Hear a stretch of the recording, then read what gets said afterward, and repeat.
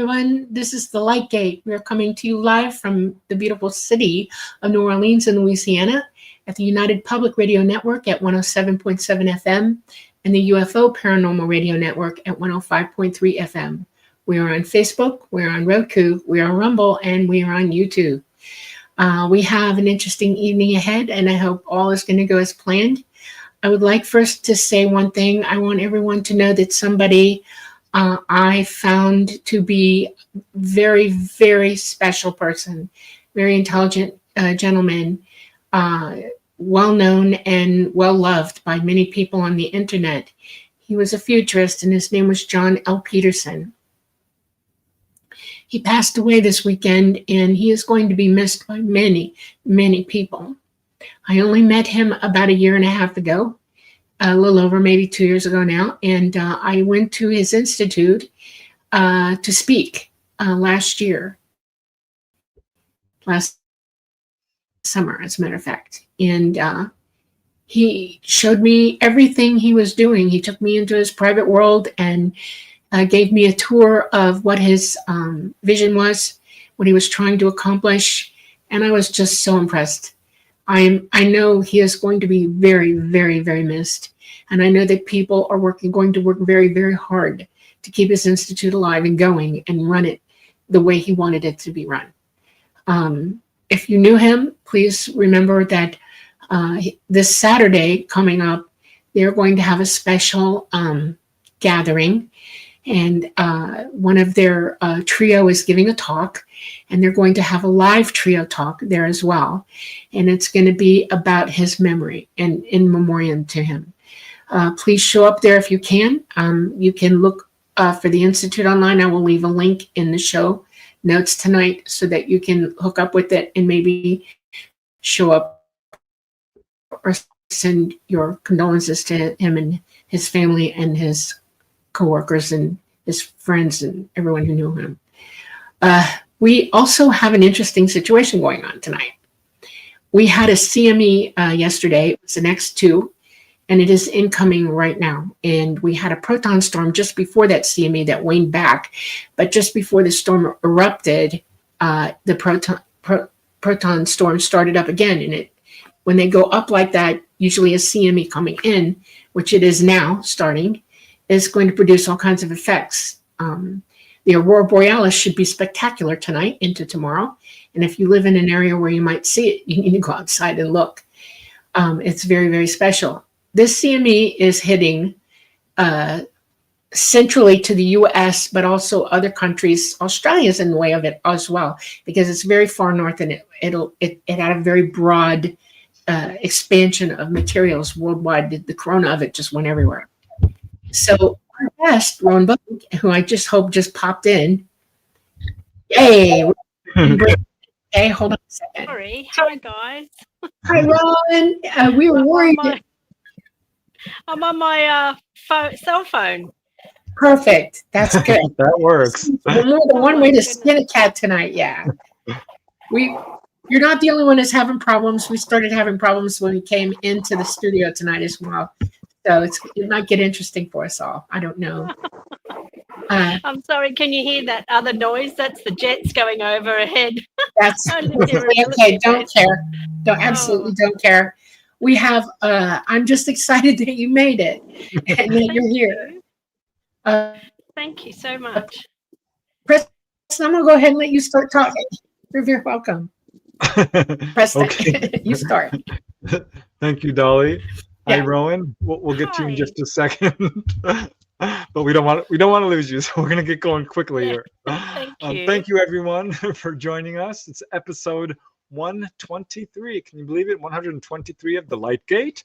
I'm your host, Preston Dennett. My lovely co-host is Dolly Safran, subject of the book Symmetry. I'm on page, I think, 80 of the sequel, so I'm pretty excited about that.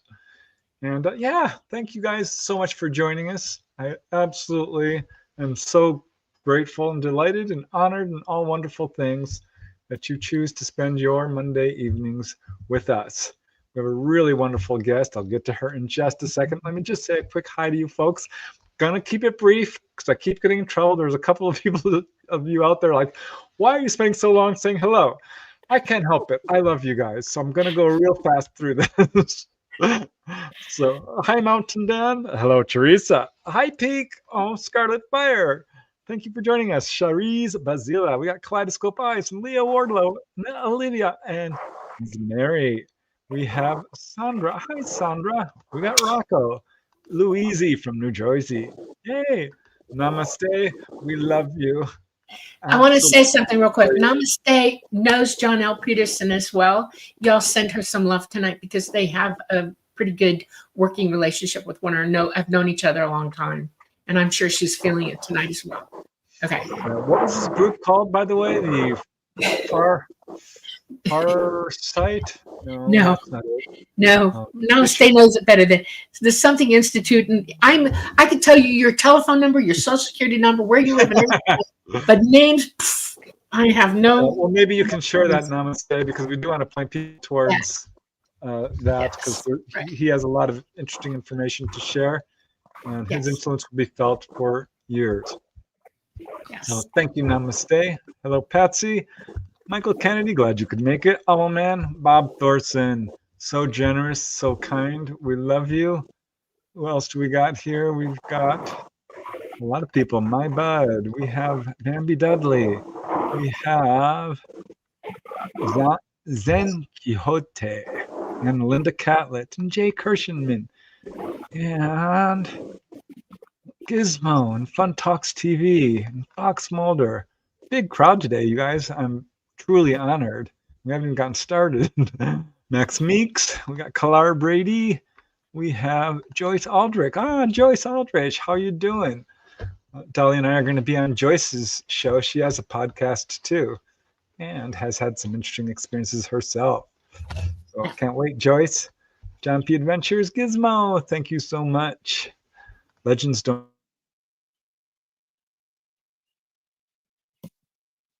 die, Max. They just lose. Lucid Dreaming with Blind Psychonaut. Thank you, Cherise. Thank you so much. Very nice of you. You guys always deliver.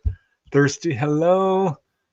And I think I better get going. Sparks. Hi, Sparks. And Dunsel26. And just a bunch of you guys. Scott from South Carolina. And Tom, an oil painter. And Namaste, Arlington Institute. Thank you. Yep, I just found it. Thank you, Namaste.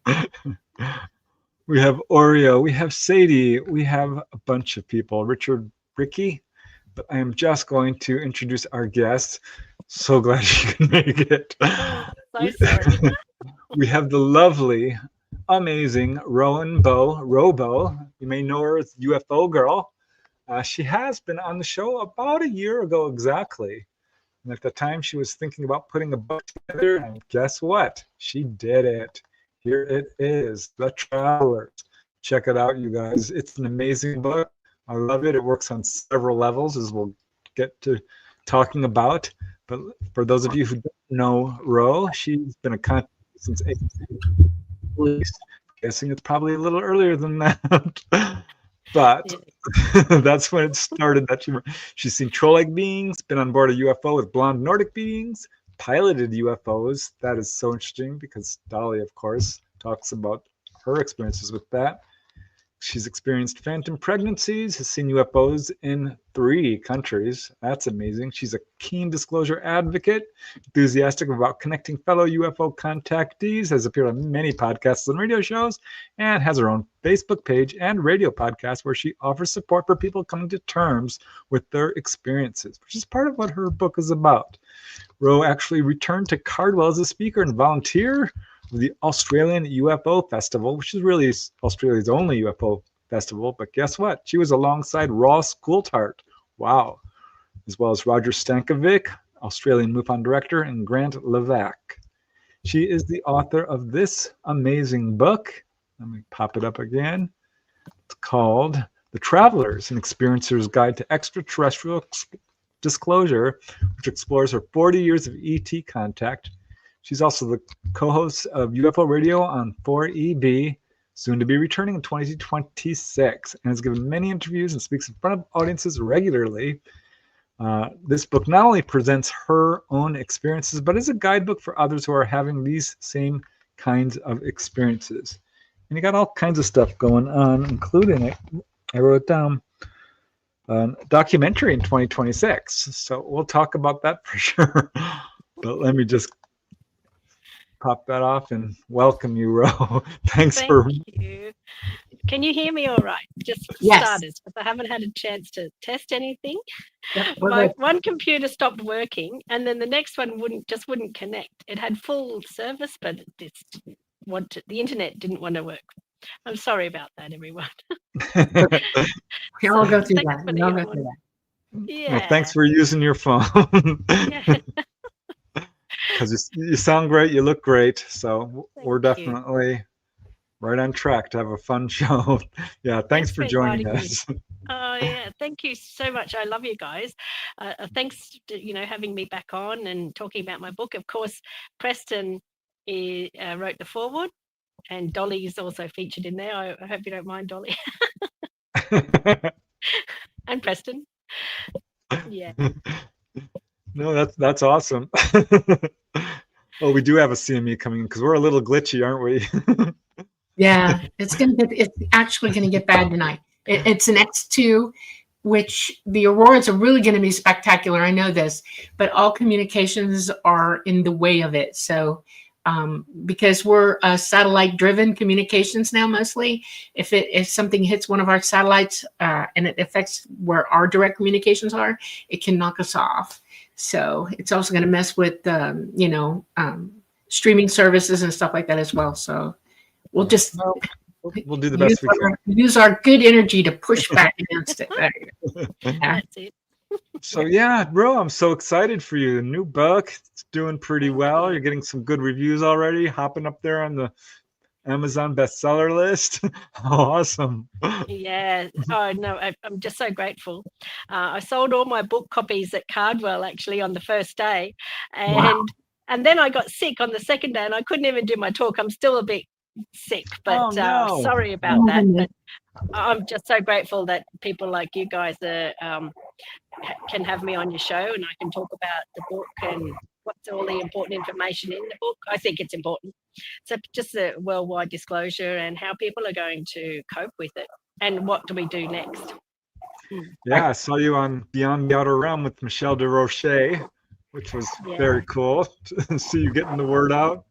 Yeah, that was a really great show. I was so happy to just able to express everything in the book. So people don't necessarily have to buy it. I'm not here to sell the book. I'm just here to talk about what my thoughts are about, disclosure and what non-human intelligence are, and my own experiences. So we can all kind of open the world of disclosure and start discussing it without having judgment. And as you know, exactly. Dolly, yes, very much so. I know. Well, trust me, I know. I get there with it a lot. Okay, so this is all about you and what you're doing. So let's let you go ahead and start this off. What part of this do you want to discuss first?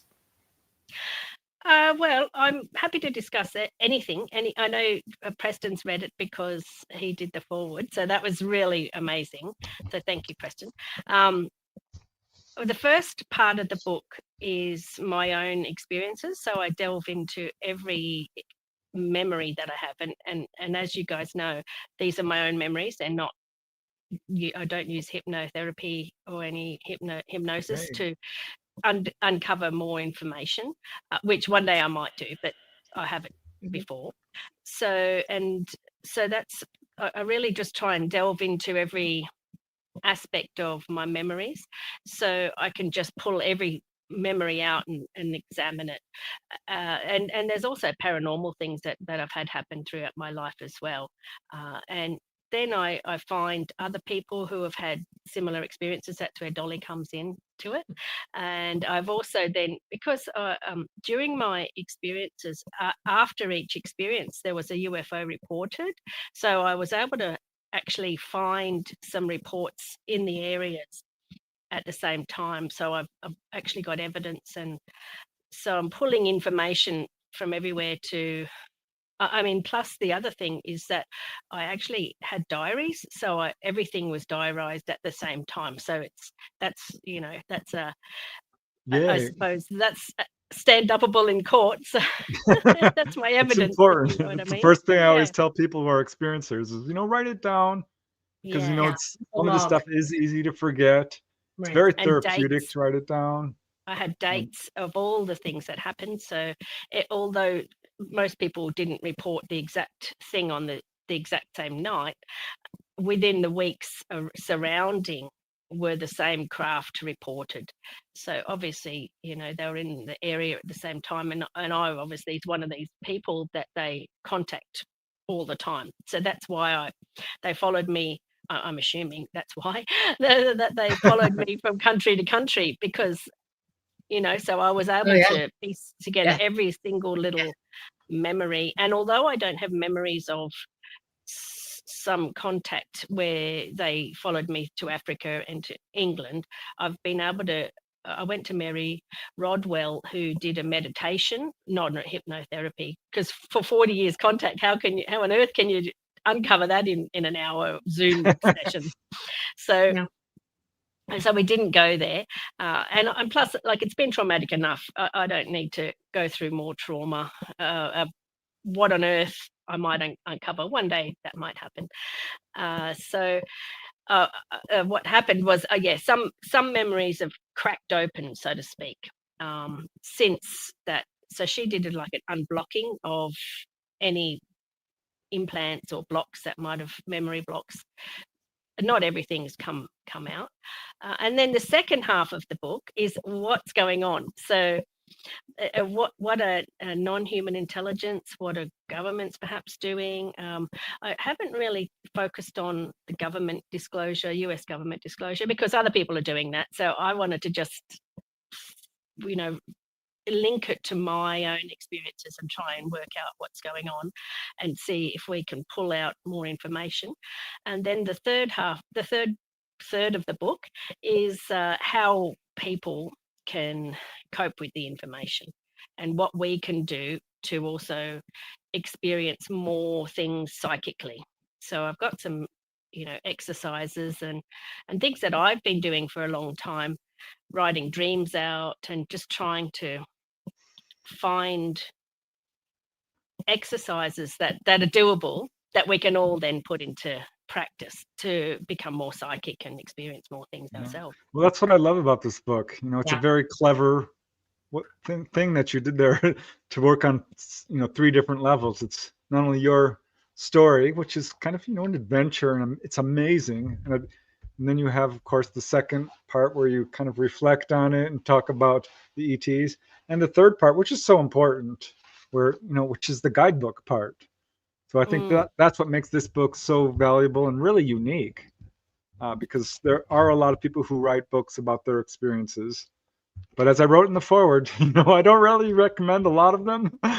Thank you. I thought your story was actually really an important one and could help a lot of people. So thank you for giving me that opportunity to write the foreword. But I thought, how about we just kind of organize this interview into 3 parts? Kind of. Yeah, that's a good idea.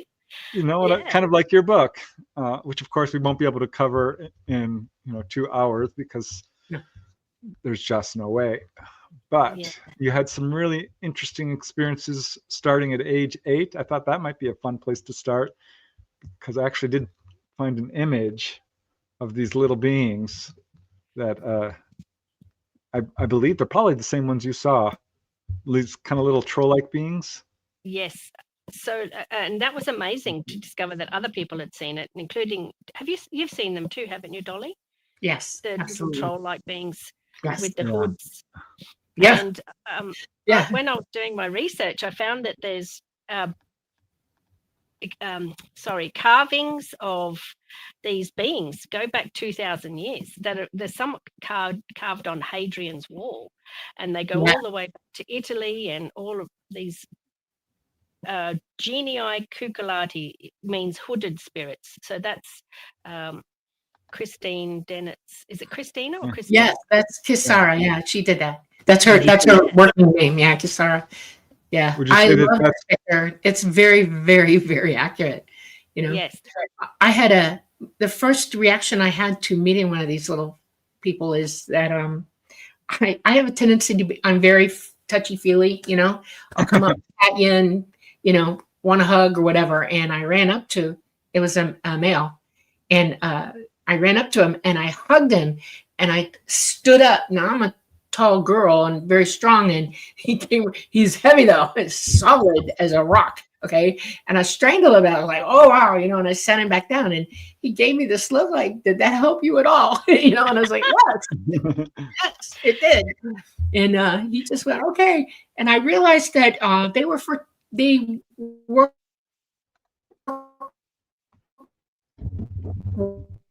with my child's contactor, or they're the children of the contactees of these guys, and they sort of watch over them and they make sure they're okay, and they work with them, and it's almost like they're leading the way. It's like the Seven Dwarfs. You remember Snow White and the Seven Dwarfs? That was what I got. Not like the cartoon, but just that emotional support thing going on with these guys. Very much so. And smart, very smart. And then I learned something else about them, Rowan.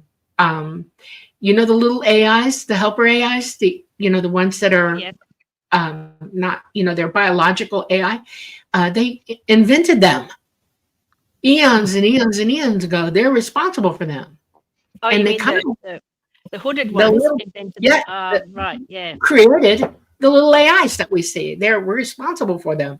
And it blew me out of the water. I was like, you're joking. And it was like, no, we created them. What's so interesting to me, Rose, is that, like Dolly says, they work with children, and here you are, a young child, and these are the first beings that you recall interacting with. Is that correct? And what's interesting as well, yes, that is correct. And the genii Kukulati were reported as like a kind of patron saint of children, and children's health. Oh, wow.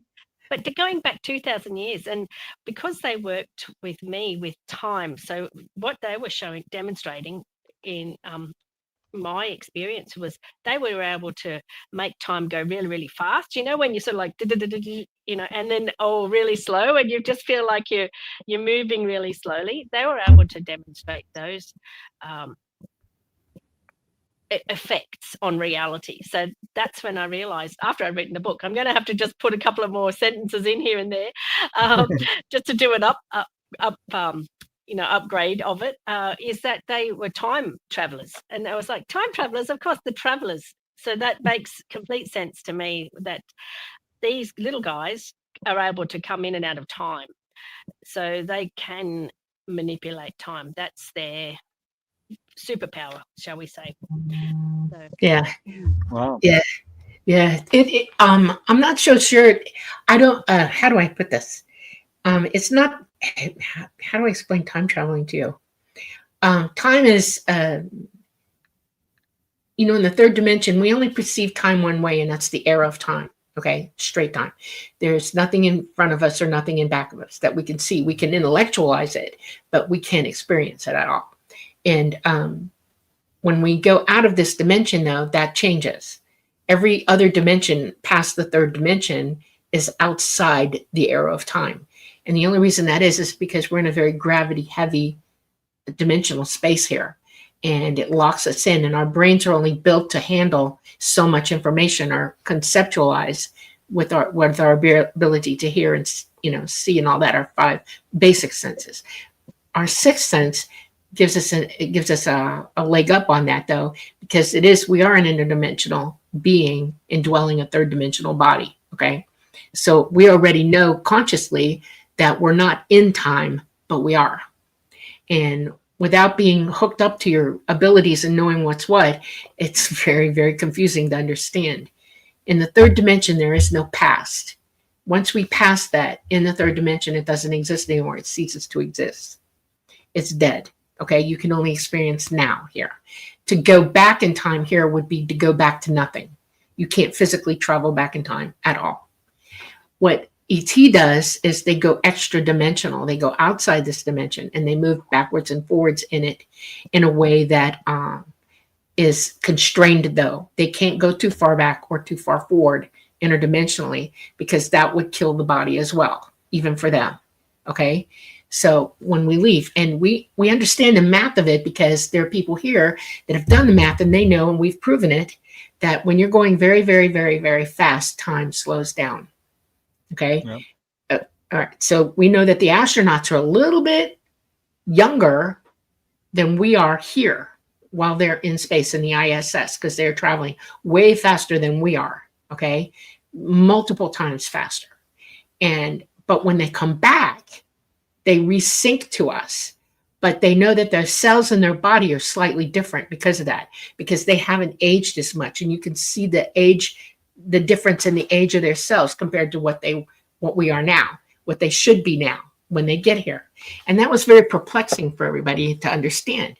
ET, when they go out of the interdimensional space, they can go for long periods of time interdimensionally, way far away from us, where time stands still for them where we're concerned, because we're just marching right along, but they're almost at a standstill. And they can come back within seconds of us leaving. Actually, they prefer to come back within 5 minutes of us leaving to put you back into time. Okay. But you're still not going back in time. You're just catching up in time. And that's how that works. One of the really interesting things you described, Ro, because you talk about this when you meet these little beings, is how time slowed down.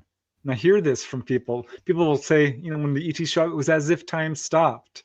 Right. So there's this interdimensional aspect when they show up, and you're getting pulled out of that time. Exactly. Yeah, you're being pulled out. That's what I'm trying to tell you. Thank you, Preston. Yeah. You cut to the chase. They're literally taking you out. Yeah. That's what I've identified as well, because when we get into I'm going to say astral state, I've called it this dimension. I wanted to name it something. I wanted to name it the field, and I thought that doesn't make any sense. Now people are talking about the field, which I think is just this outside state.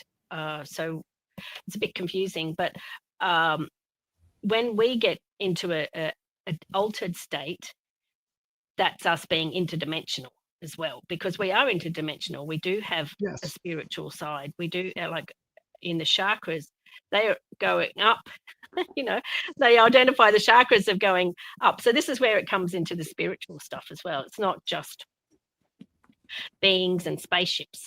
It's about our spirituality, and that's the link that I feel like that I talk about in my book. So that's why it's important that we then can draw information out of my experience and other people's experiences, because what we've experienced, we can come back with this information. And the US government talks about disclosure and being interdimensionals. Well, most of us don't even think about dimensions. So what are dimensions? So that's one of the big things I say in part 2 of the book, is questioning what are dimensions, and saying that we get accessed by ET in our altered state. So it's like before sleep, during sleep, after sleep, meditation, daydreaming. You hear people saying that they're just driving the car and next minute they've gone somewhere else, so it's like they're in that altered daydreaming state. So when we get into an altered state, that it's almost proof that we are going interdimensional, if that makes any kind of sense. Yeah, which is why I think the title of the book is so appropriate, because you talked about this. They're travelers. What does that even mean? They're traveling from other planets. They're traveling interdimensionally too. Yes. Yeah. To some extent through time. So I think that was a really good title. Yes, it was. Well, yeah, the second people that I did meet, it's going back to part 1, were the tall blondes. And so they took me up into their spaceship, it was a rectangular craft, very similar to what Charles Hall explains about in The Tall Whites. So I don't know whether my tall blondes are tall whites. This is another question. I wish that we could all answer these things, but thank you. Yes, I painted that picture, and that's me right in the center. That little dot is my body going up, and then I didn't really draw that very well. Their craft up there, but it kind of had elements, like a grill. It was plasma, or it was something hot, so it had heat waves coming off it, or plasma waves or something. Mhm. and it was glowing red. So they drew me up through the center of those in a hatch, I think it was, up into their rectangular craft, and there they had 2 swivel seats at one side. And I was out, then they said to me about flying the craft. And it's only since I've wrote the book, and I was like, oh my gosh, I remembered that they were saying to me that they wanted to test, I think it was my DNA through being able to fly the craft. And of course, at first I was like, well, that's never going to happen, because I thought that these guys had just come straight from outer space. And I was like, oh, that's ridiculous. So this is why I didn't really remember that part. But then I was able to fly the craft. And at first I didn't believe them because I couldn't feel the craft moving. So then they said, stand up and look down. So I was able to see the fields moving underneath me flying the craft. I mean, I was only going slow. It wasn't like I was going 10,000 miles an hour, unlike they did after they took over, and then they flew the craft and they went really fast. So I think it's when you see these streaks in the sky, you're like, oh, what was that? There's one of these guys, I think. So then I asked them, where are they from? And they said, thank you. Yeah, they said to me, we're travelers. And I was like, no, where are you guys from? Obviously, I didn't know about Palladians or any of that sort of stuff back then in 1991. So they just said, again, we're travelers. And that's why I named the book The Travelers. But it took me that long to figure out that there might be time travelers or space travelers or astral travelers or dimensional travelers or any of those all of it. travelers. Basically. Yeah. Wow. Yeah. Yeah. Your book is amazingly honest and deeply personal. I mean, you lay it all out, which, kudos to you. That takes a lot of strength and courage, I think. But it's important because other people are having these experiences. And I don't know if you want to get too much into it, but you had some missing pregnancies. Yes, I did. And last time we talked about it, there was some trolls, if you want to call it, in the chat. So I apologize for any. That's all right. I'm watching. But I was 17 and I elected that I actually had a car accident when I was 16. And my first experience with a gentleman friend, shall we say, resulted in pregnancy. And I had a major car accident at age 16, which incidentally Mum knew beforehand, which was another psychic thing in the book. And so I was not physically able to bring a child into the world. So I had an abortion. And however, when I went into the abortion clinic, there was no fetus in there. And of course, you don't go in and have an abortion when you don't have an ultrasound beforehand and things like that. So that was strange. And the lady said, oh, there was no, were you really pregnant? And I was like, yes, of course. Why would I be here? And I was actually nearly 12 weeks pregnant. So it was like I had to have that straight away before it became too late to have the procedure. So 2 years later, I actually accidentally fell pregnant to a gentleman friend that I had just split up with, and I didn't want to have a baby obviously by myself, and I wasn't in the right place and space to do that, so I elected to have another abortion. I apologize everybody, but again the same thing happened, and a different lady in another hospital said to me, a nurse, sorry, there was no fetus in there. We never have to say this to people. So at that point in my life, I'd only encountered the short, dark, hooded people. Oh, actually, no, between that, I'd had the tall blonde experience. And so I didn't piece any of this together until many decades later when I was in my 50s. So, I had a big bucket, I call it, like of all these weird experiences and then after. Which is normal. Yeah. So normal for contactees.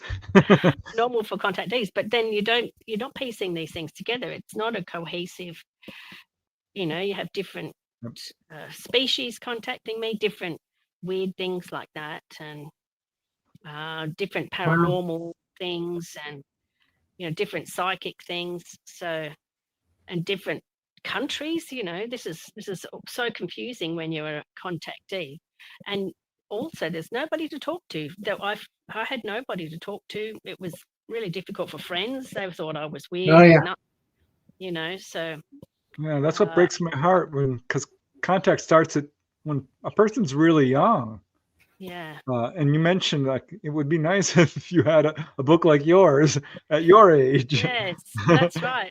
Exactly. And that's why I thought, I might as well just do it myself. And this is what my life's been like. Oh, well, no one's talking about disclosure. I might as well just start doing it myself, so. Yeah. And your mom, she got you this book, which didn't quite work out, did it? No, that book, there was another picture in there with them all walking along in a line. Everyone knows that book. Yep, I got that one for my daughter. Yeah. Yeah. Who had the same reaction you did, apparently. So, yeah. Ah, yeah, I thought it was.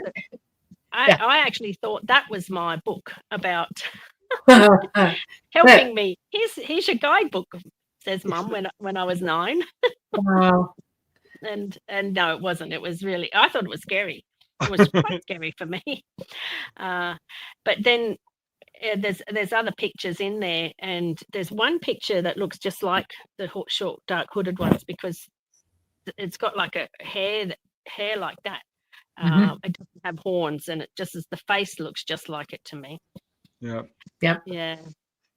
Wow. Yeah. So then I had lots of contact with the Greys, or who I call the Grey Lady. So this was more of a mind melding consciousness kind of experience. So I was there in person again. Yeah. I wasn't. A lot of people not say, physically in the same room, but consciously connected. No, I correct? was there. I was taken up on their craft too. Okay. So, but then she and I would be sitting probably about 2 foot away from each other, and we would look at each other's faces and somehow meld our minds. So that was my experience with them. Plus, I was able to walk around the craft. So I had that for 20 years, ongoing experiences with who I call the Grey Lady.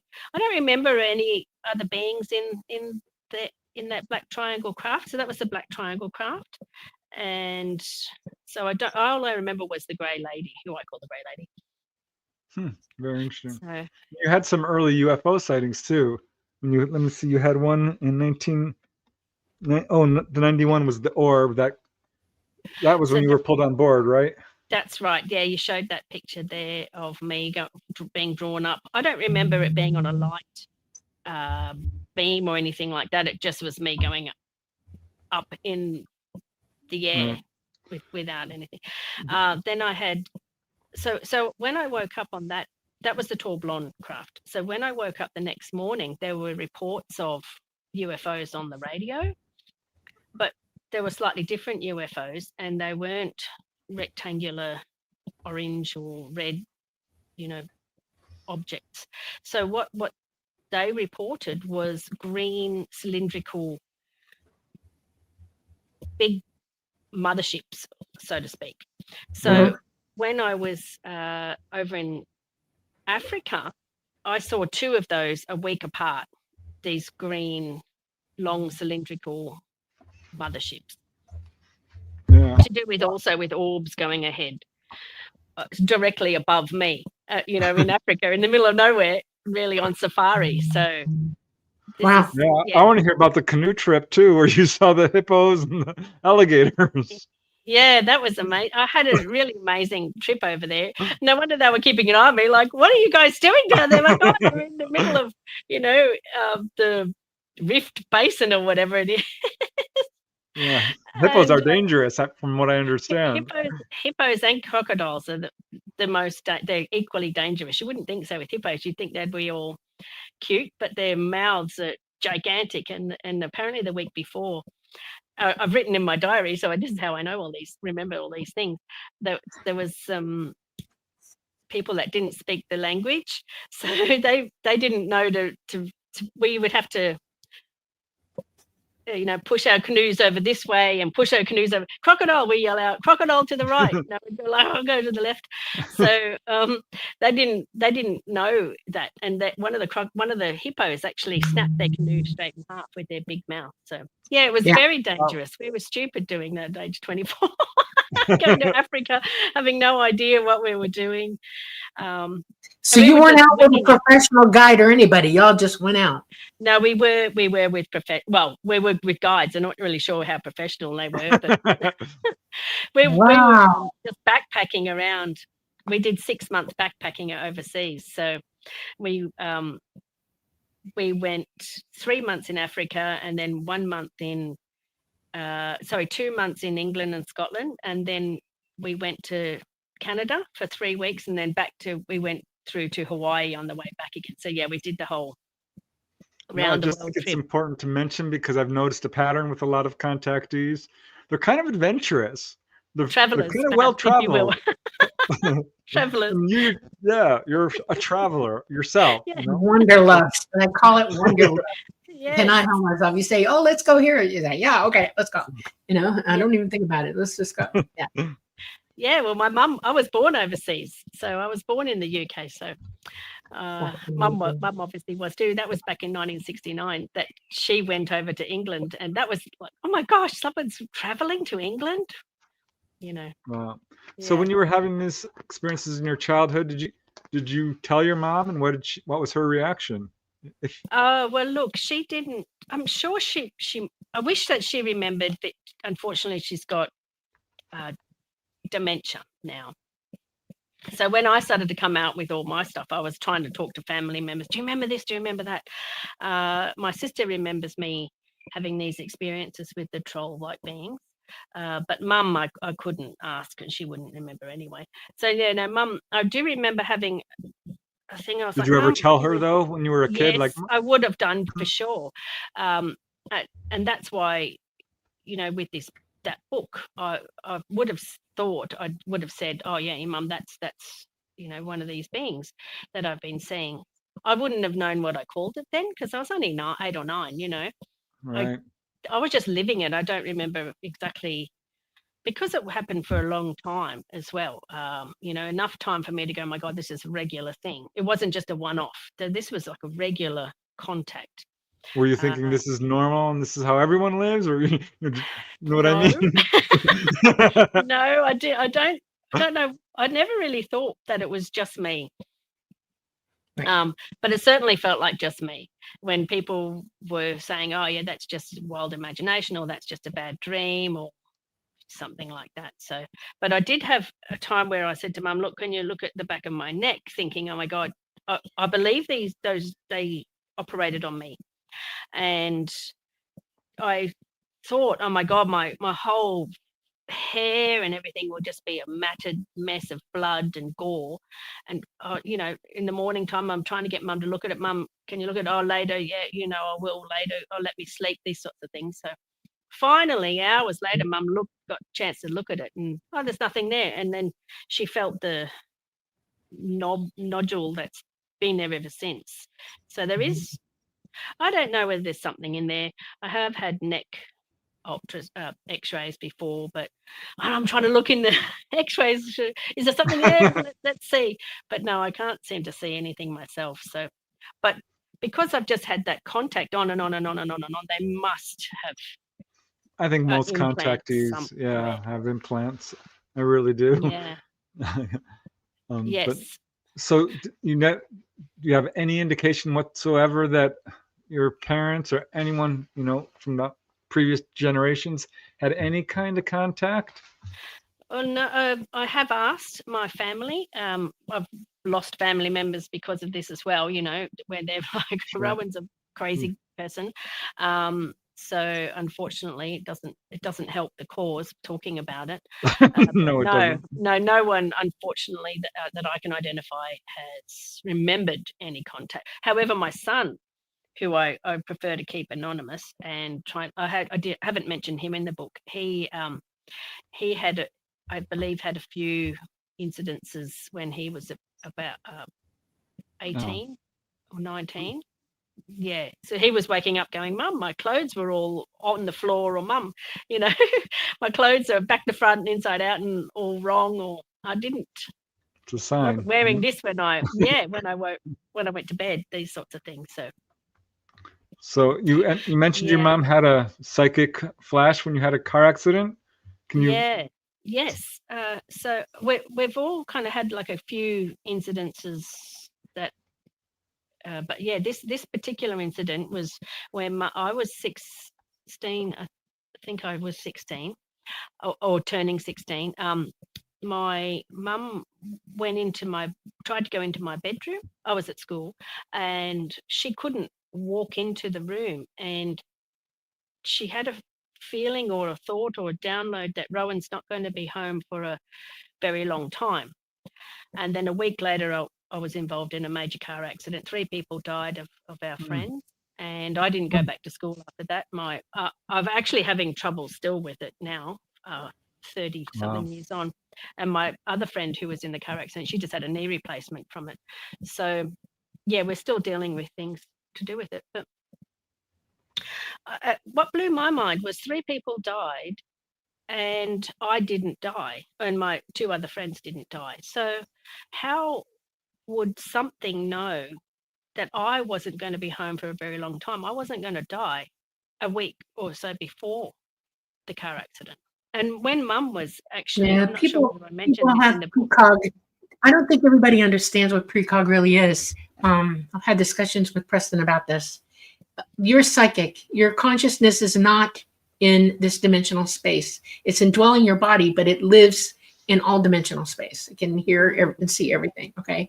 And when you're outside of this dimensional space, you're aware of everything that's going on everywhere. Okay. And her consciousness was warning her about you because it already knew this was coming, and it was trying to communicate to her. And so it comes off as a weird feeling of precog because she's not completely wide clairsentient, wide open, psychic aware. She's going to hear it like that. She's going to feel it like that. And that's what precog is. You're telling yourself about yourself or somebody else, or a great group of people that something's about to happen. It's your consciousness literally going, hey, pay attention. This is important. Listen to what I'm saying to you. And but that's what that is, literally what precog is. And she got that feeling. And mothers who are connected to their children are more apt than anybody to get that from consciousness, because you have little cells from your daughter still in your body. Okay. They migrate to a node in your heart, and you'll carry her for the rest of your existence here. Okay. Physically carry her with you, and it's an open line to her, and your consciousness is connected to that because it's indwelling with you. And that's why she got that message. She knew. And when she, on the night of the car accident, may have been even before the car accident or during the car accident, she was all ready to go. She knew that there was something going on. She was already in her coats. She was all packed up. She had the lights off, waiting for the phone call. Yeah. Isn't that horrible? That had to be weird for your mother. It really did. And Mum was a nurse. So Mum worked at the hospital. Yeah. There you go. Yeah. Mum was an emergency nurse. So thank God she wasn't there. But so I was in hospital a month, and I didn't go back to school. So wow. Because I had this one arm was smashed 9 times. So they'd said that had it been 10 years before, it's a bit morbid, they would have just amputated the whole arm. So I was grateful that they didn't do that. You're lucky they're able to keep through. That's amazing. Yeah. You've had yourself some instances of precognition, right? Oh, yeah. I had one with my father, as you would have read in the book, when I was just kept reliving this image that I was going to be there when my dad passed away, and how I was going to be doing it, and how I was going to have this active part in saying, Dad, don't be frightened. You just go from here to there. Somehow I knew this stuff. I didn't know it. So, I just knew it inside. So I just had this repetitive thought that was going round and round, and I thought, course, this is who kind of person do I think I am? You know, I'm going to be there like a No, you should listen to yourself. Yeah, that's your consciousness telling you. That's who you are. You know, that is you. It's saying, here we go. Yeah. You know, it's always and better it to happened, know played out Yeah. the exact scenario of how I had already thought it. So the big question is, did it help you to know? Looking back, it helped me to understand.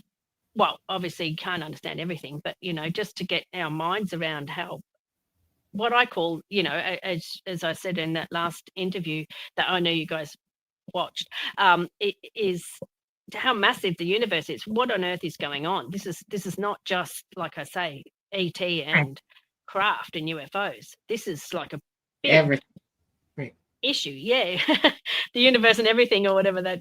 So I might as well call my book, you know, my theory on everything, because I spent like a year writing it, and I'm trying to figure out the universe. This is why every night I'd go to bed and I'd get these, you know, visions as well coming in, and I felt like I had contact with the grey lady, and I had contact with my higher self, and I was getting guidance through synchronicities as well. Sure you are. Yeah. The universe is a very fatty thing. ET refers to God as the all mind. Okay. And I was taught very young to understand that it talks constantly. If I want to listen to it, I can. If I want to ask it questions, it will answer me. It will help me if I need help. I mean, once I said, I need help right now. I don't care what you're doing right now. I just need help. And I got it. I got the answer that I needed right now. And it's because I shut up long enough to listen to what it had to say. And it's there's the trick right there, learning how to listen. Exactly. You know, I gave it a chance to get the message through into me, you know, through my consciousness. And it's comforting. That's why I asked you how it made you feel, because I knew when my parents were going to pass. I literally had the ability to just be there for both of them, you know. I altered my life so that they had my full attention. Okay.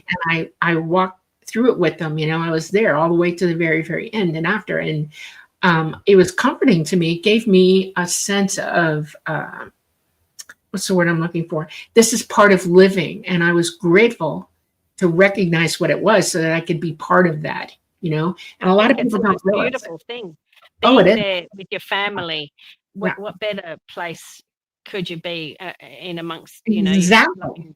family to pass over at that time. So yeah, I've had some precognition. Every time it happens, I'm like, wow, look at that. Oh, it's so cool. I mean, I love it. It's really and it's often about, well, you know, not always tragic events, but enough. Because some people are like, oh, you know, I don't want to know. It does help. You know, it certainly helped me. It softens the blow a little bit, I think. Yeah, and I also think too, this is where in the third part of the book, as we know, we're probably jumping a little bit, but I've said in there, if we do meditate and if we can access our higher self and information that comes from our higher self or our guides or the universe, there's no secrets. So we get insights into things that, and as a world, we need those insights, because I don't think we being treated. A lot of people don't have a real, people don't have a grip on reality. And I feel like that it affords us reality in no uncertain terms. And it's not hard to take, because it's actually helping us prepare for it. You know, it's helping us to walk through it in an easier way. I would much rather know something's coming at me, or something's going to happen, or this is just how it is. It makes it easier to accept. It makes it easier to respond to the situation. I'm better prepared. Yes. You know, I think if you meditate every day, you can kind of get. And I'm not going to lose it. Yeah. Exactly. You can get framed in so that you can walk through whatever you got to deal with. Yep. Exactly. And then we're just becoming the best beings that we can be. Isn't that the point? Right. Why we're here? Yes. To be the best. Yeah. There was there was another little gem in your book. It's filled with all these really wonderful little gems, is what I call them. Thank you. But you were questioning your experiences, and you're like, I need proof. I need an answer. And you just kind of called out, like Dolly's saying, if you call out, you can get an answer. And it started with like a buzzing. Am I remembering correctly? Oh yes, I had two major experiences within a few months of each other, and also an abduction as well. So during that 1 year, I think I wrote down so many things, and I may have forgotten them, but I don't know whether that was just a 1 year where everything was coming to me. So yeah, I had that twice, where things I called out, and then it was almost like a CE5, but a personal CE5. So I was feeling really crook on that, and my stomach was giving me a lot of pain. And as it was, I actually had to have a gallbladder out. So I'm not really sure. I was trying to remember exactly when I had that. So it could have been like a gallbladder attack. Anyway, and I felt this and heard this buzzing sound, and it sounded like buzzing bees. So it was like zzz, and the whole room just started to so it was a really, really loud buzzing noise, so much so that the room was actually vibrating and all of reality was vibrating, but it was coalesced to my stomach, and it was like a rippling movement going out like that. And I was shut my eyes, and I was like, oh my God. So there was something there. I could feel it like beings there. So I don't know whether they were ET, maybe they're both the same thing.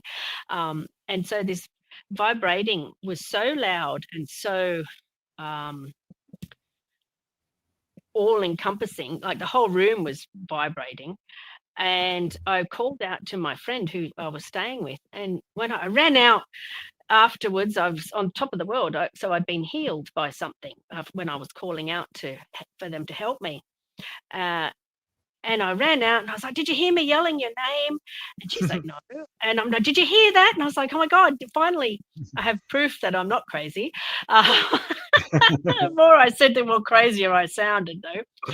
And she's like, what are you even talking about? So she hadn't heard anything. So whatever was going on was either centralized directly on me, or I was sort of in a slightly different altered state somewhere else, or they were, so there was some sort of bilocation of me and these other beings, healing beings, or ET or whoever they were. But the other time that I'd called out for them, I love this one. I was trying. Actually, it was Easter and 2001, and I was feeling really spiritual, and I was feeling, when you just feel sometimes just so connected, and I knew I was getting abducted regularly, so I was trying to ask for proof for them. And I knew I'd had like things, UFOs coming overhead, over in Africa and over in England, which it followed our car for hours over there. That's a whole other story.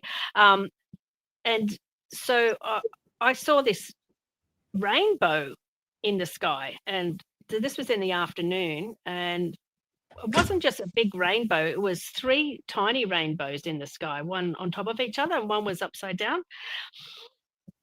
Very unusual. Oh, that's weird. And of course, now I'm like, oh my God, of course, that rainbows aren't like that. So yes, it was very unusual. But then directly afterwards, as I was looking in the sky, I saw what I thought was a balloon, because it was like, say, a yellow light tracking over. And then I noticed a blue one and a red one, and there was loads of them in the sky. And I thought, somebody's just a kid's party's let off a bunch of balloons. And then I thought, if that was a kid's party, they'd all be going drifting in one thing. But these were all traveling all over the place. And then the whole blue sky just lit up with stars.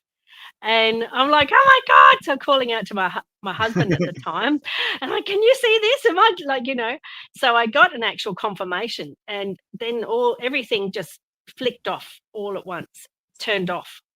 So I was writing in my diary, like, I saw this right when I actually had that weird thing happen. So that was another confirmation where I knew that whoever they are could hear me through psychic stuff, because I'm not calling out with my voice, I'm calling out with my being and my heart. I have a question. I'm dying to know this. Have you ever tried to OBE?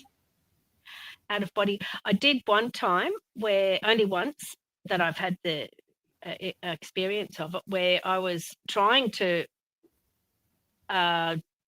activate my Kundalini, and I was just concentrating on my energy coming up through my energy centers, and next minute I'm out in the universe. So that's the only time I've ever done it. And I was looking at the stars and everything. I'm like, okay, that's why I call it the starry universe, because I think the starry universe is the spiritual universe, you know. So that's a similar experience that I remember from when pre-birth. So I actually remember that starry universe of nebula and stars before I was born.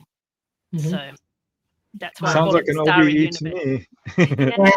Yeah, when you were vibrating and everything and you heard that buzzing noise, that's the vibratory state. And you're describing being going out of body. In other words, being in that position of you're in the body, but you're not. Okay. Because you're in the vibratory state. You're about to leave, but you haven't yet. And you feel all the energy of that vibrating and everything. And you're very lucid. And the reason she couldn't hear you is your consciousness was now in control of you. In other words, you were lucidly conscious. Okay. And you're talking to her, but you're not using your physical body. You're using your consciousness. And you think you're physical, but you're not. See what I'm saying? I think that's exactly what happened to you. You were in the vibratory state. You're trying to communicate with her, and she couldn't hear you because you weren't talking with your body. You were talking with your mind, you know? Yeah, it felt like other beings were their guides or whatever it was. Well, you can see people around you when you're in the vibratory state, or even OBE. And you're surrounded, everybody is all the time, by beings. They're all around us always. And but I'm pretty sure you were OBE at that moment and just didn't realize it and couldn't talk about it.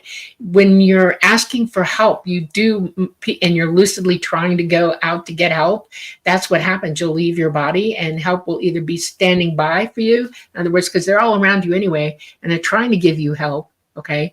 And they're just waiting for you to decide whether you're going to take it or not. Okay. Because it's a two-way street. Help doesn't come one-sided.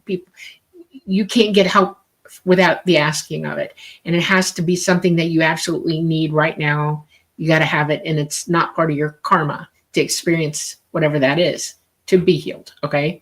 And you were really mad into it. I mean, I'm not kidding you. You tried it big time.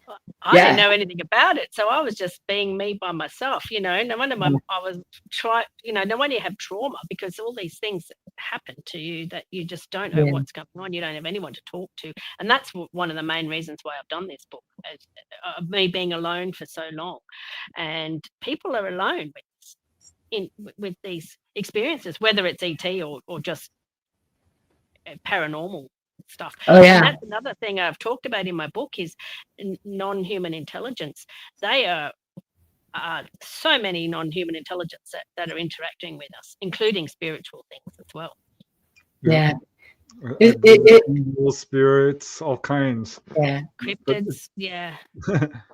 I did have one experience which reminds me of what you saw, with the rainbow and the I was wondering, are they out there? Or do they know of me? Because, you wonder these things when you have these experiences. And I went out in my backyard, and this is in Reseda, mind you. There's a million people around me within 20 miles. So not likely something's going to come down, right? But I looked up in the sky. I'm like, I know you guys are out there. I feel you. And sure enough, right up there at the zenith, this light goes right on, stays there, and goes right off. I knew it. I could, you get that little bit of a connection. Yeah. Like, oh, okay. Yay. You heard me. Cool. It was really cool. Yeah. I just realized that there were people like my husband at the time who just couldn't deal with this stuff, But there's so many, like 99% of people probably, or maybe that's just a bit harsh, because I think people are experiencing things all the time. But some people just can't process it. Some people just can't put it into their reality. Some people just block it, and they would rather not be anywhere near, say, for example, me, who's experiencing weird things, than discuss and to actually learn that there might be things that they don't know. There's more to the material world. And that's what delusion is. Delusion is a very hard thing to break.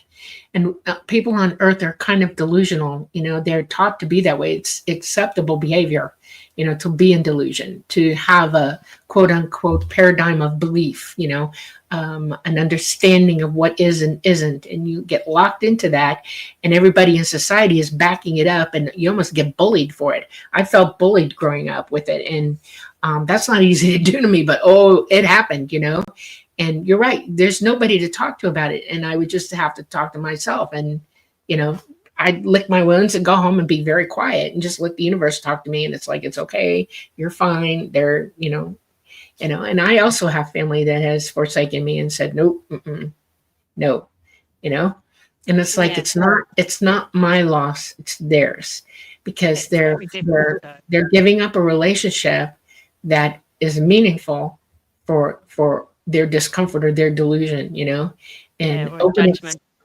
Or thank you, judgment as well. And it's sad, that we live in a world where everybody's very judgmental of everybody else, And it's ironic because they're thinking, well, this person's crazy, when really, they're the ones, because it is true. We know this is true, because when you're having personal experience, it moves beyond belief. And that's what I loved about your book, Ro, because it takes you on that journey that so many contactees go through. And even if someone hasn't had these experiences, which was actually exactly what one of the reviewers wrote on your book, like, I'm not actually an experiencer, but I felt like one afterwards. Yeah, no, I wanted to take people. I realized after I wrote the first two parts, so I've written all about my own experiences, and I've explained. So I call it like me, them, us. Them and us, or just all of us humans. So all my own experiences, what on earth they are. So I go into great detail of talking about like ET or interdimensional spirits. What are all these different non-human intelligence? There it is. And I felt like then it's like we've come through a whole journey as a traveler, where we've done all the traveling with these guys throughout the book. So it's like, welcome back to planet Earth. Now where do we go with this information? So that's the third part. Right. Well, let's move to more through part 2 towards part 3 then, because we just finished our first hour. So you talk about non-human intelligence. Who are the extraterrestrials?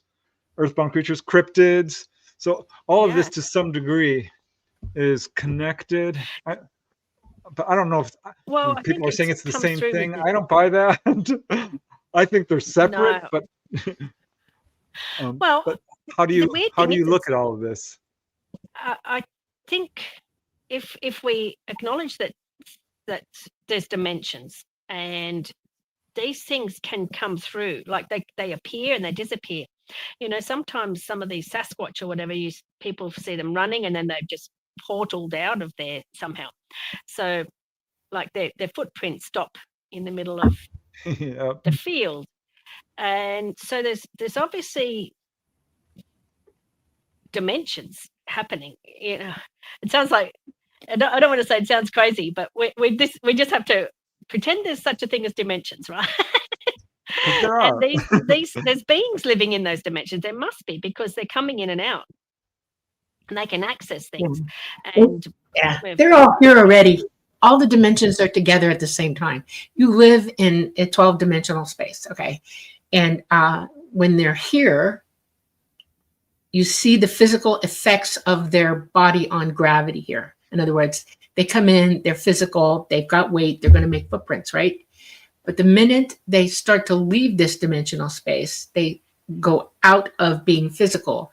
They lose weight, they lose gravity, they lose all kinds of things. They're in the same dimensional space, but they've left the 3rd dimensional space, and now they're up in the 4th and the 5th dimensional space, and you cease to experience them physically. They're no longer physical to you. And what's hard for human beings to understand or perceive is that you can, through your abilities, see them even if they're not in this space. Because if they're dimensionally anywhere near you, you'd be able to perceive that they're there. It's like, not everybody sees ghosts, but ghosts are there. Okay, spirits who haven't left here are still here. And if you have you're using your abilities, you'll see them, you'll hear them. It's not them affecting you, it's you just opening up to see them. Okay.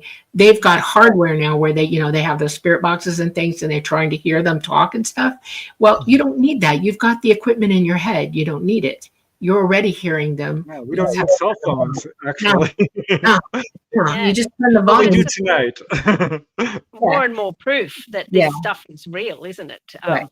Where people get like a snapshot of something and they can see it in the infrared, or people do come in and out of reality, or time reality. So that's why I identified that, non-human intelligence. So all these things interacting with us are intelligent, and they're non-human, whether it's angels or demons or whatever other thing in the middle. Okay, let me ask you a question. When you say human, you mean a body like ours? Yes?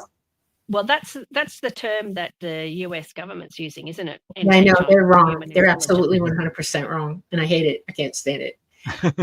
That's why I think everything is intelligent that's interacting with us. So ET is as human as we are. They're ethnically different. That's all. We are all human. Okay, we are all genetically related to one another. We can breed back and forth. We're human. Okay, human or humanoid, but we all have the same genes. We have different species, like animals are different species than us. The human species is us. It is also ET.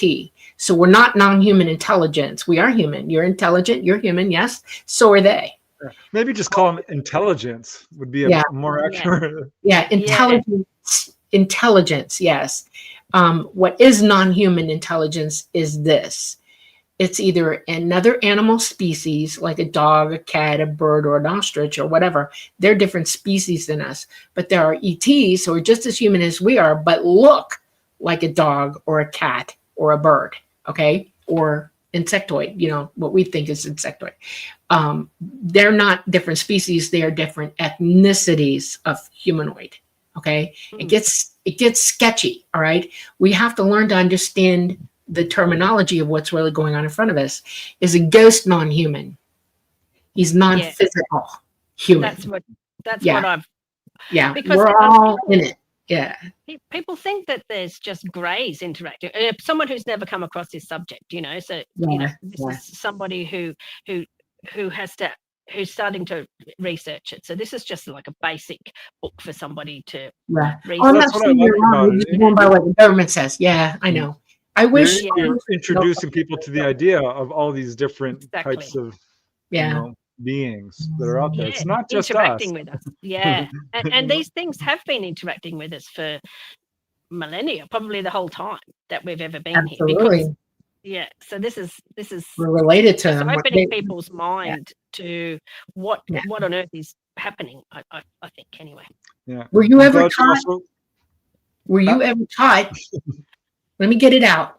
Were you ever taught that you are related to them? By them? I had the feeling that I was when I first, actually, it's written on the back of my book. Like I stood in front of the tall blondes, and I looked like them. I had long blonde hair. I was slim back in the day. There it is. We're related. Right. Yeah, there you are. Yeah. And that's why I was like, are we guys related? And so I think obviously through that breeding program, whatever's going on there, these are things that are going on. So I'm just saying, I'm not questioning, is this happening?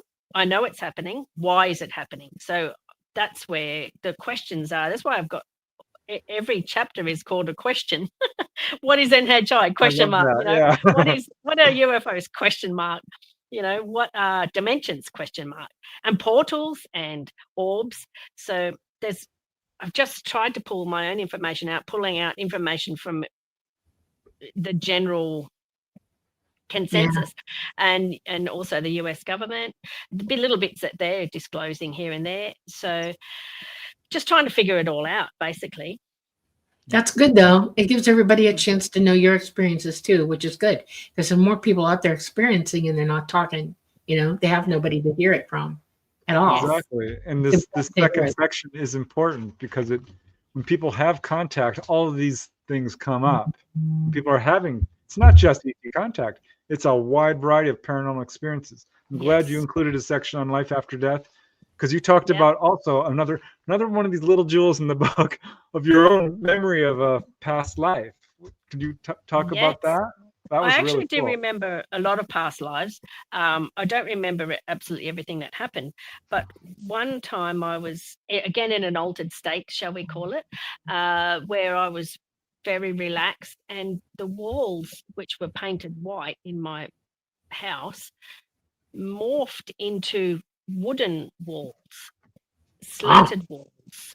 And I looked down at myself, and I had long dark hair, and I was in my 40s. I felt like I was in my 40s, but even though I was really only in like 23 or something. So I felt different. The time period felt different. It felt like it was 500 AD, and I was in front of different people. So I knew actually my death was coming. I knew I was going to die. So it was like, it must have been a traumatic point, but I knew the whole backstory. And then the walls all changed back again to white again. So whoever was in the room at the same time, they didn't experience any of this too. And I was blown away that the fact that they didn't experience this. So somehow the two time periods merged or something, and I was that person back then. Wow. But yeah, so it was, this is another weird thing about time, how I was that person back in that time period. It wasn't like I was different. I wasn't looking as a third person. I was looking at from my own body outwards. Right. You're re-experiencing your life through consciousness. Yeah. Have you done it with any other time periods, other lives? There was another bit where I glitched. I'm going to say glitch into another slightly time period there too, where I was a Celtic person. So I think, I don't know where I was in that particular life, the first one, Viking perhaps, and then more Celtic. So yeah, there was, during that same time period, there was two little flicks into past lives. And I was only, like I said, I was only 23 or something. So yeah. So this is what I mean. Like, how would you know this is all connected unless from retrospectively? So yeah. Most people growing up have an affinity for music or places they've never been to or never heard before when they're very young or even older, and they suddenly just become obsessed with this, and it's like it's home for them. And I have no way to express to anybody except to say it outright. I'm not going to beat around the bush. You're experiencing memory, memory of your past lives through the expression of what those times were you're in life. Celtic, they're definitely a different place, different time. One of mine when I was really young is I loved Eastern Indian music. I could sing it. I knew the words. And my mom was like, what is wrong with this? 3 years old, I'm running around singing Indian songs. And she's like, what? And I wanted to dress in a sari, and I had scarves and everything. I was just so determined to be that. I was playing back into who I was. I was expressing. Children remember their past lives easily if you talk to them. Crazy, yeah. And but we do that as adults too. You'll just suddenly, it'll be, boom, you've got it. And it's amazing. We would be much more rounded people if we understood that we've got a whole backstory from before this life, all the way around the road. And if you could draw on all the wisdom you've gained through all that time and then live with it now, that would be so cool. Don't you think? We would do so much better. Yeah. I think I sort of do that a little bit. I feel like I was a monk, I feel like I was a nun. I felt like I was a witch or like, So I do like herbs as well. I think I was a herbalist. So I kind of remember things, and I'm like, how do I know that this would work? I'm actually learning French, and I get most of them right. Like I'm like, this is like I just have to hear it once and I remember it, sort of thing. So it's like, I took 8 years of French. Turns out, I may have a pretty prominent French past life as a musician, as it turns out. Yeah. Yes. I think we all do. And like you say, imagine if we did remember these things. And that's why I think that we're so much more, obviously, than we're being taught. That's what's so important about that third part of the book, is how we rediscover and remember and activate our own spiritual and psychic toolbox, I kind of call it. Well, let's get into the third part of the book, but I do want to give a shout out to the people in chat. If you have any questions, now would be your last chance to get them in. I've already put stars against a few of them because we are moving towards, let's see, we're an hour 20 minutes in. We still have about a half hour left. So get your questions in if you have any. But yeah, this third part of the book, I'm so glad you included it, Ro, because this is exactly what contactees need right now. It's like, I'm having these experiences. What do I do? And I thought you have some really good advice here. I think ontological shock is a major factor. I think existential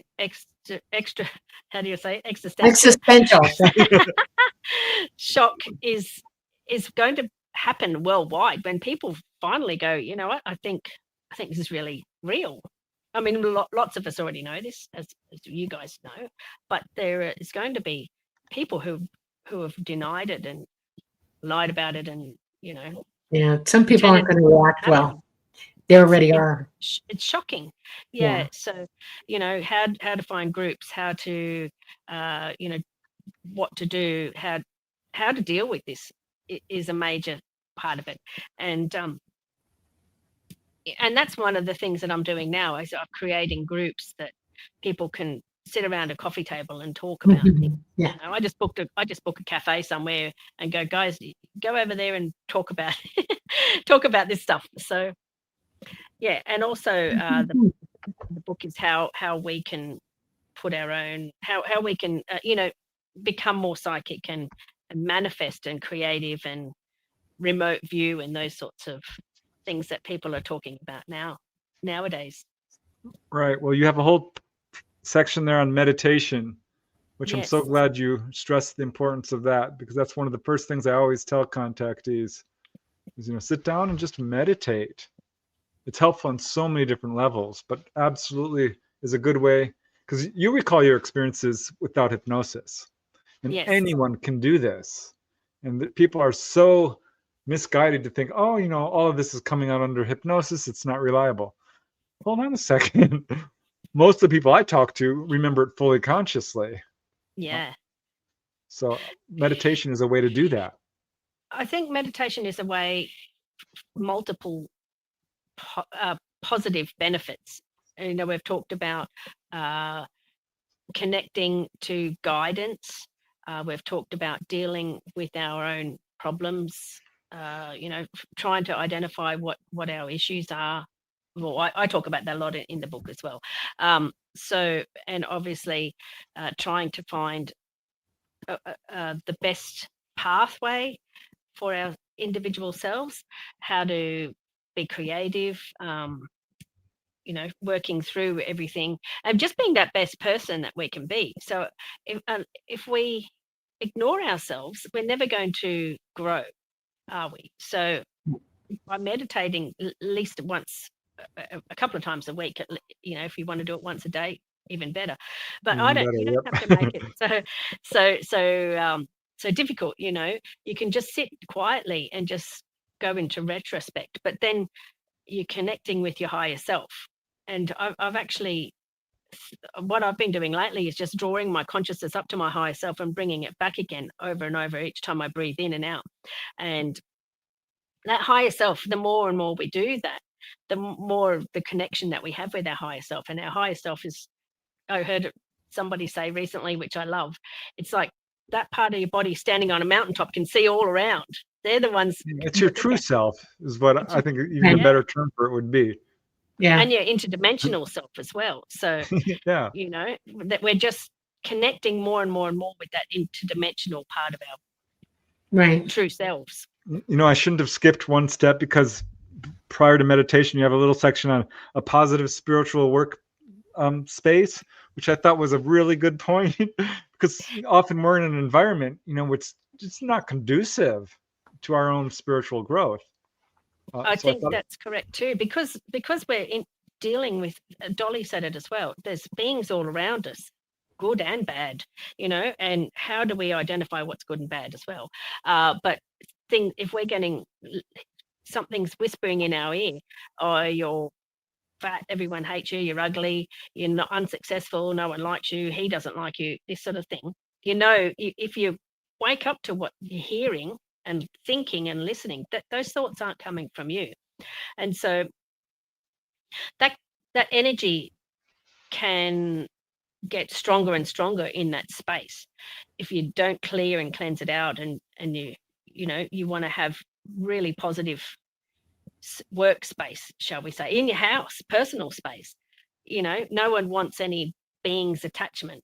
It sounds like I'm talking about metaphysical stuff, but if we say this is our reality now, we should be aware of what's talking to us and what's coming into our minds. Right. It's not just it's not haphazard. It's amazing.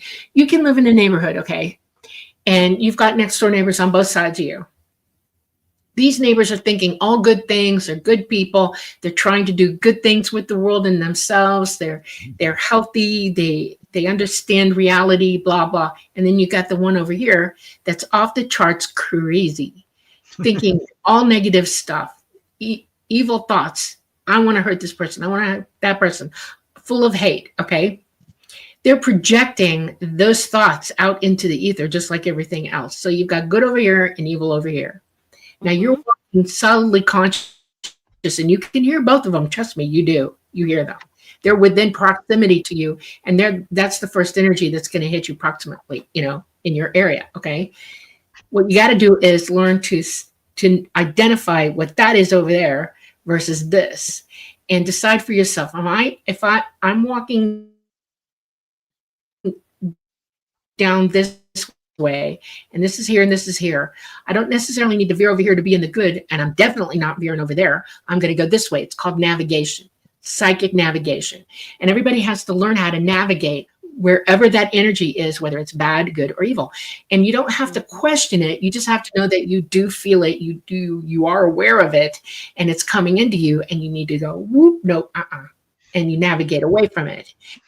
I have to laugh, Dolly, because there's a section in Rowan Bo which is exactly saying this thing, about thoughts. Sometimes it'll come after you. Yeah.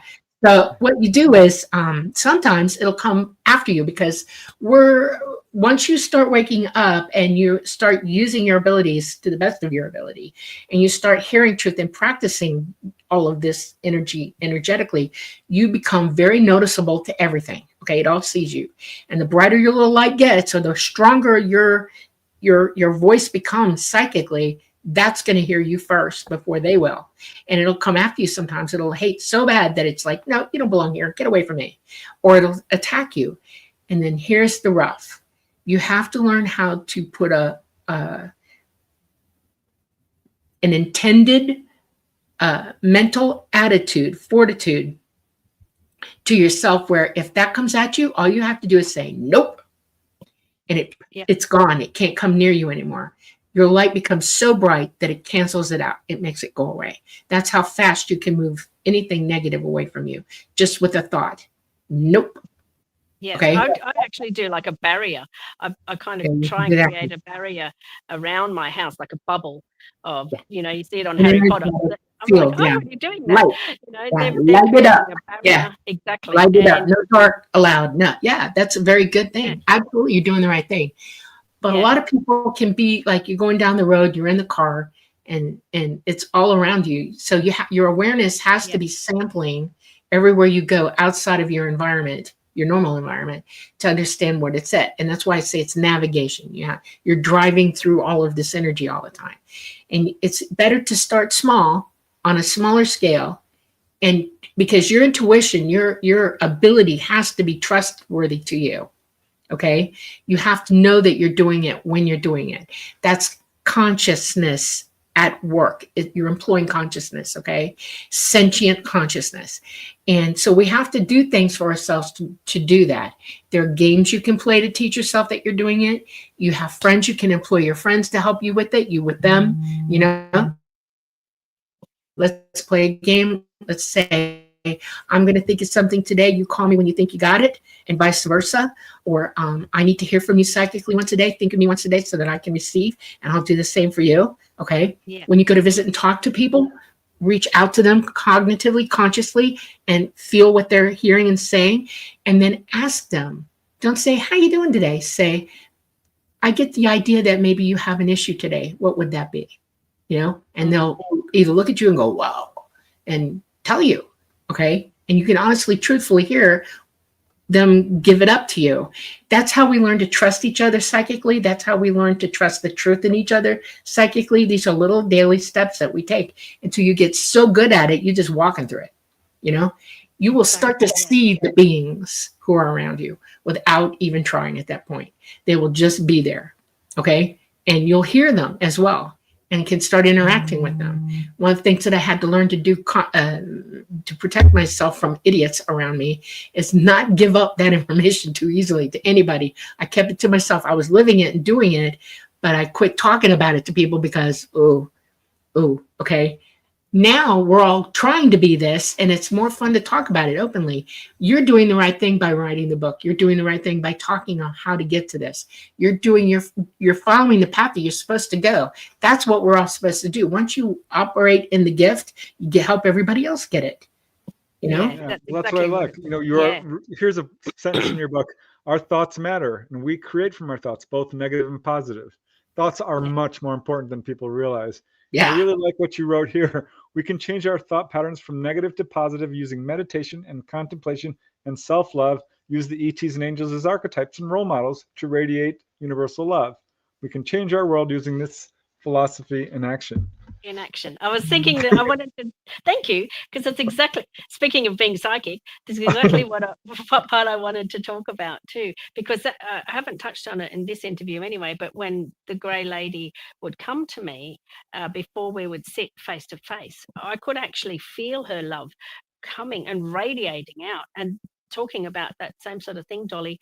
You know, we can do that ourselves by consciously radiating our love out and pushing it out into the world. And you know, this is the whole point, isn't it? Because, and what I said to some people who are buying my book, I said that in a world of darkness, we all need to put our lights on, you know. So this is how we are putting our lights on, by activating ourselves spiritually and absolutely, you know, consciously. So, you know, that's what I was saying about angels and ET, that radiating love like the grey lady would do. She would just radiate it as an aura field. And we've got that ability too. Absolutely, we do. You're right. So you have, you know, before we get to some questions, because I do want to give the chat some time to answer questions, you have a little section, getting the support you need. You got, you know, a number of points, little steps people can do to, you know, help them along the path towards, you know, because you as an experiencer didn't have a book. Exactly. You had to find this out the hard way. So can you mention some of these little things that people can do? I touched on it with regards to the ontological shock or existential shock previously, and there are things that people, you know, groups that people can get in contact with. Create your own group if you know, don't have a group already around you. You know, if you're in a small country town, connect with people like minded, read books about your own people who have had similar contact, which is what I did, because I was like, oh my gosh, contactee books, they're the ones that have all the information. So I started to read things that other people had similar contact with me. Connecting to Facebook groups. That's my Facebook group there. I took that photo. That's above a town called Esk in Queensland. So there are ways, and like I said, now I'm creating cafe groups that people, you know, in a safe space, people can, like-minded spiritual people can just talk about their own spiritual or ET or extraordinary phenomena that's happened to them in a safe space. And we're supporting each other then. So yes, there are things that we can do to cope with this difficult information, and we're all lighting up and changing the world, because if I talk to you guys, we're all sharing our own information, sharing our own stories and our own thoughts, and then that flows out through other people sharing their own thoughts and information. So this is really important for us to get together in groups, because over the years we've all been told we're crazy, or we've all been told, yeah, you know, there's horrible, you know, we have to be quiet, or we've got stigma, and people have, you know, worse things have happened to people. But keeping us all silenced and apart means that we can't all come together. Now it's time for us to come together and talk about this stuff. Right. I totally agree. Well, thanks. Okay, are we ready to bring some questions up from chat? Sounds good. This is kind of a mouthful. What's a synopsis of her book, The Message? You know, like I wrote a book called UFO Healings. This was always a writing exercise in writing class. You know, I took a lot of narrative writing class. You got to summarize your story in a paragraph, then ultimately one sentence. Like the book on UFO healings that I wrote, I'd be like, ETs are healing people. That is one of their goals. So how would you break down your book into a couple of sentences? Well, being a guidebook, I think it's there to help guide people who have had experiences or wanting to learn about what's going on in ET disclosure. But there's also way more than what's going on in the whole universe, shall we say. Yeah. So if that's helpful. Yeah. So I do recommend the book. Literally the guidebook. Yeah. Yeah. That's why I said it works on multiple levels, you know, so it's both an interesting adventure story and, you know, it's got wisdom in there as well.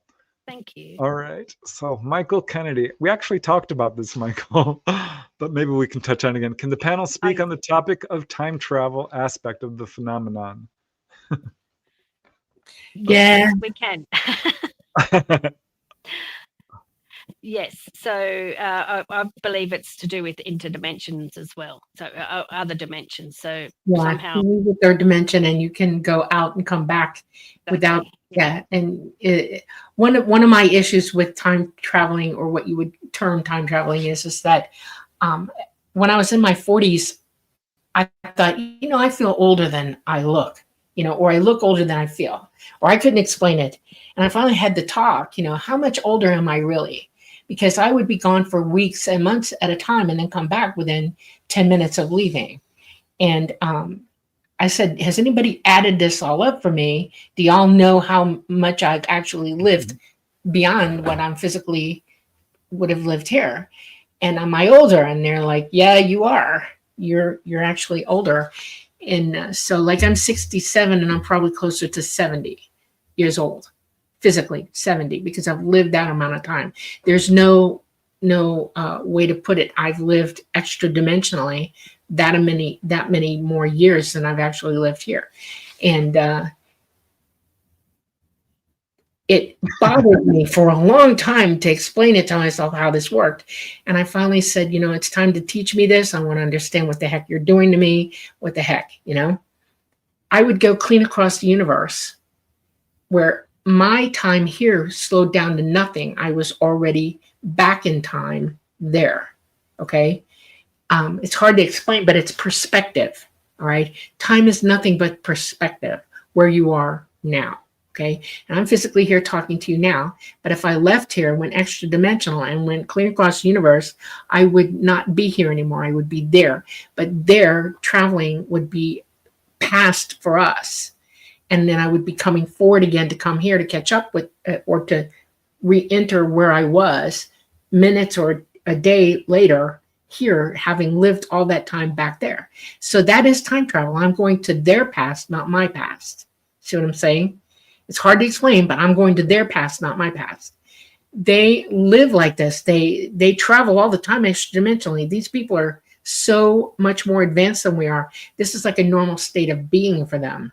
All right. And they're consciously capable of understanding it mentally. They've developed the mental acuity to live through it.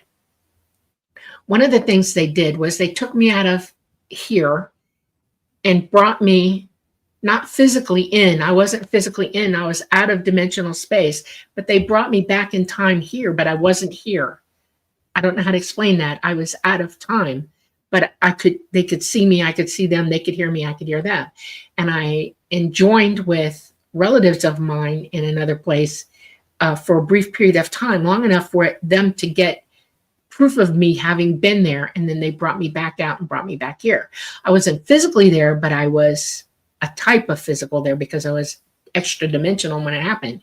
I wasn't allowed to interact with them physically. I wasn't allowed to drink, eat, nothing. I didn't even, I was so afraid of the situation that I didn't even touch the ground. I sat on a bench with my knees up. I refused to put my feet even down and touch the ground. That's I how think we're only beginning to understand anyway, time. Yeah.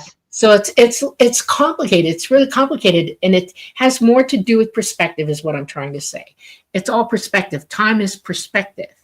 And we have to learn to understand what that is. Okay. I was just looking into a case, well, several months back actually, but it was interesting because this little boy was taken up by the ETs, and they were talking to him about time. And they said, "Well, you're actually in your bed right now." He's like, "Well, how can that be?" It's because we brought you back. He's like, "I'm with you." He says, "Well, you're with us now." So it's like, what? Yeah. And we're just trying to get our heads around it all. That's why. That's why my book's just a beginning guidebook, but then go and extend our minds to more and more phenomena and to figure it all out as a whole. Here's a really important question from Oil Painter. Please, Rowan, where can we get your book? Oh, it's on Amazon. Thank you. It's easy to search on. It's The Travelers and Experiencer's Guide to Extraterrestrial Disclosure. So just look up The Travelers with a double L, because that's how we spell it in Australia. Or if you can't find it, look up Rowan Bo on Amazon. There's a different, thank you, Preston. There's a different Amazon for every country. So it's very difficult to share links, because if I click on Amazon America, but I'm in Australia, it says it's not available. So you just have to search for it on your own Amazon website, please. Thank you. You can get it on ebook or on paperback. I'm going to put out an Audible at some point. So that's the next job. Yeah. Okay. Totally cool. Thanks, everybody. Angie is asking where you're based. Melbourne? I'm based in Brisbane, Australia, in Queensland. All right. Yeah. Thank you. And here's a good question from Dunzel 2026. Rowan, did the spacecraft make any sound when you were inside of it? No. To answer your question, the two spacecraft I've been in, no. So I was in the black triangle spacecraft and the rectangular tall blonde spacecraft. Did you smell anything? No, I don't remember any of that. No. What about temperature? No, don't remember. Sorry. No, it's all right.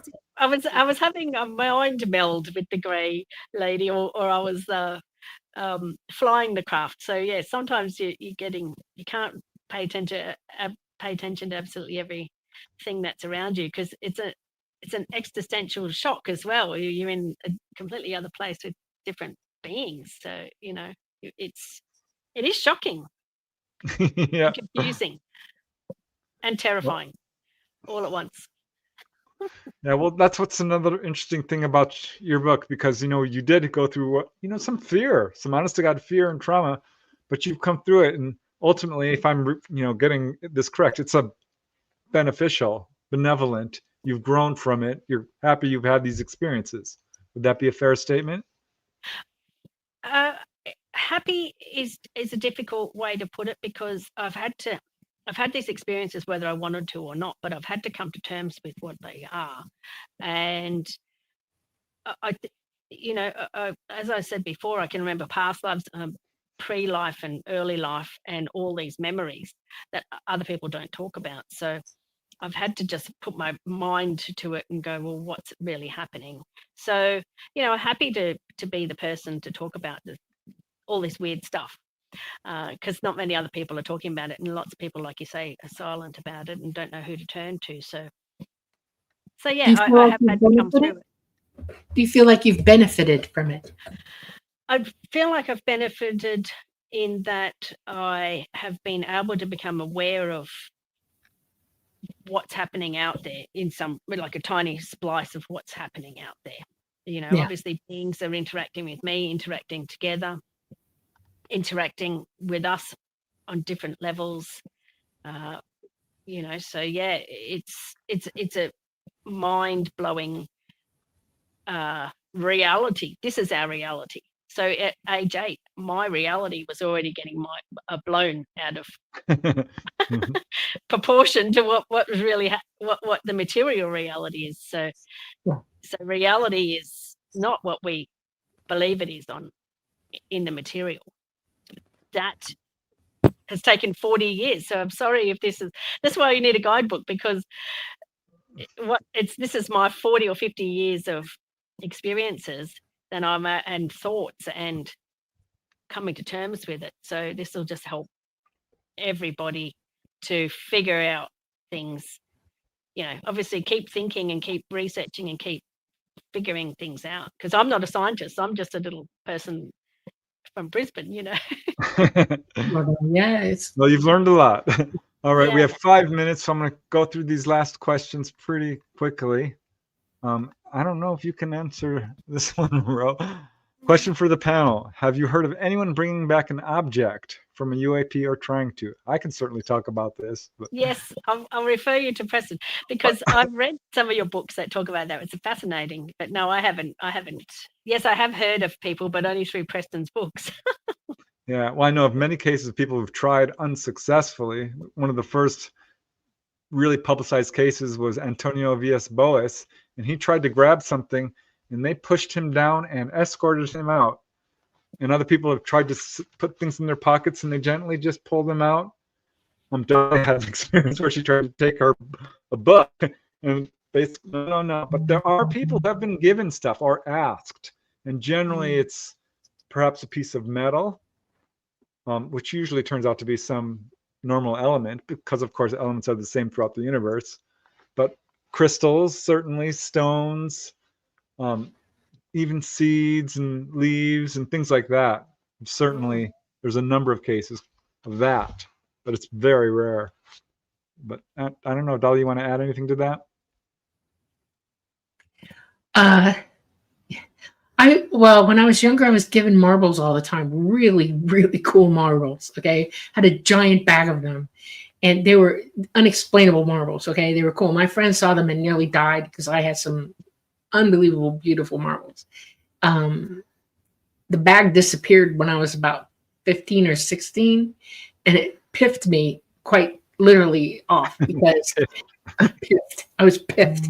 Okay. Because that's my bag of marbles, okay? But no one allowed to keep them after that. I've gotten other things that I will not discuss. Preston knows what a couple of them are, and it wasn't that they were given to me, but I managed to bring them with me.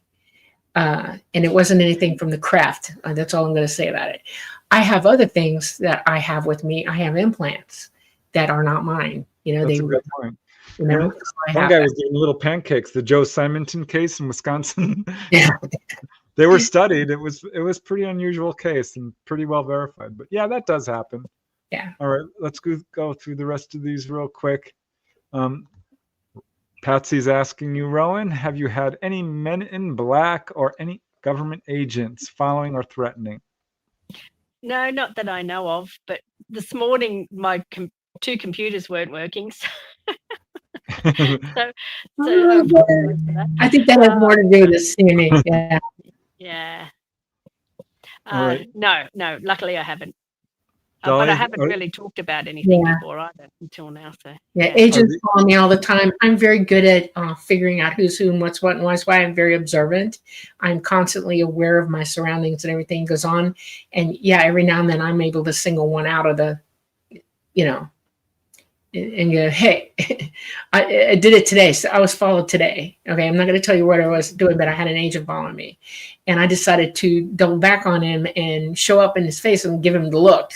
And all he did was side eye me and just look like, oh crap, she knows it's me, you know? And I walked out. I mean, I aggressively stared him down for a second. And then we walked out. I was like, I ain't putting up with you people. I don't like it when it happens. It's annoying. It's like, find somebody else. I'm not that interesting. Really, I'm not.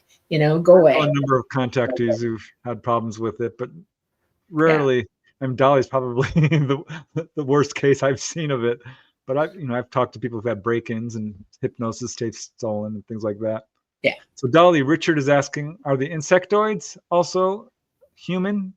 Yeah, but you have to understand that we pareidolize everything. So what you think is an insectoid is still a humanoid. It has bones and sinew and skin, not insect shell-like stuff. They have clawed fingers. You know, that's a being that is. We just see them that way because it's easier for us to understand what the heck it is we're looking at. You know, here's 7.5 to 12 feet tall dude or lady thing staring at you, and they're shaped funny and they're looking at you. They're still humanoid. They're bipedal. They walk upright. They eat. They drink. They poo. They do all this stuff. Yeah. Okay, we're pretty much out of time, but I'm going to pop up 2 quick questions for you, Rowan, because they just came in and they're good ones. One's from Scarlet Fire. Do you have any info about the secret military base called Pine Gap in Australia? Yeah. No, I don't. I did talk about it in other interviews with regards to where I flew the Tourblon craft. And if you do a line from the direction I flew, it actually does join up to Pine Gap. So I'll just leave it as that. All right. And here's a really good question, I thought, from Alfred. And this is our last one. Sorry, guys. What's the most surprising thing you've learned from your experiences? I like that question. I don't have a whole book on it. All of it. Yeah, all of it's been very surprising. The whole thing. Yes. Thank you. Sorry about that, Alfred. Okay. Well, any last words you'd like to leave with our audience? I just want to say thanks for the opportunity to talking to you guys again and everybody else around the world. Yeah, at least in America. So thank you so much for your support, guys, and I'm just thrilled that this book's out and we can be helping people around the world with just this information. That's amazing. Now you have an email, a way to contact you in Australia? Yes, you know? It's called ufo.radio@proton.me. M for Mary, E for Edgar. Yeah, and we put some links in the show notes too, so that'll help people out. Yeah. So be prepared. You're probably going to get an influx of people around you starting to show up again. That'd be very cool. You know, I hope this helps your book to get out more. Everybody, please go check it out. I actually did read your book when Preston was reading it. I grabbed it too and read it and then he wrote the preface, and I was so impressed. You know, very much so. Yeah. It is amazing. People in chat said they actually bought the book. So thanks, guys. Thanks, everyone. Yeah. All right. Well, I guess we have to say goodbye. I want to give a shout out to all you lovely people for joining us tonight and helping to support the show as well. Thank you, Gizmo. Truly appreciate it. Namaste. You guys are amazing. Bob Thorson, Cherise, all you guys, just really, really happy you could join us. Thank you, Polly. Thanks, Polly. Alfred said he's going to go buy the book. Yay. Oh, thanks, Alfred.